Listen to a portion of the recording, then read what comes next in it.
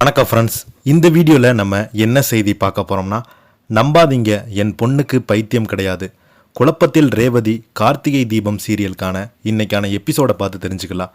முதன்முறையாக நம்ம சேனலை பார்க்குறீங்கன்னா சப்ஸ்கிரைப் பண்ணாதவங்களாம் சப்ஸ்கிரைப் பண்ணிக்கோங்க. பெல் பட்டன் சிம்லமிக்கி நம்ம சேனலோட நோட்டிஃபிகேஷனை எனபிள் பண்ணிக்கோங்க. நாங்கள் போடுற வீடியோ எல்லாமே உங்களுக்கு உடனுக்குடனே வந்து சேரும். வாங்க என்ன தகவல்னு பார்க்கலாம். கார்த்திக் ரேவதி பற்றி விஷயம் தெரிந்த டாக்டர் மகள் ராதிகா உண்மையை சொல்ல போகிறாங்க என்று சொன்னதால் பதற்றம் அடைந்த டாக்டர் மகள் ராதிகா ரூமில் அடைந்து வைக்கிறாங்க. ஆனால் ராதிகா ரூமில் இருந்து தப்பித்து ஜாமுண்டீஸ்வரி வீட்டுக்கு வராங்க.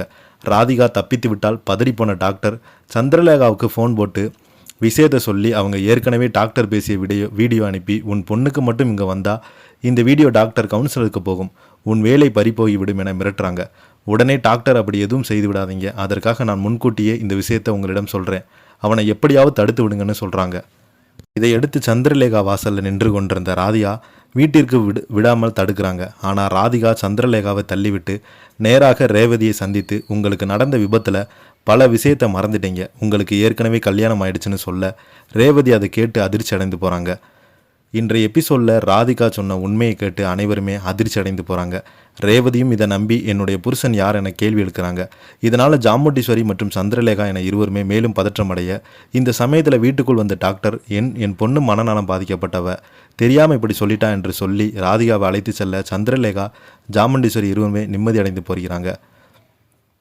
ஆனால் ரேவதிக்கு எனக்கும் என்னமோ அந்த பொண்ணு சொல்கிற உண்மை என்பது போல தோன்றுவதா சந்தேகம் கொள்ளுது.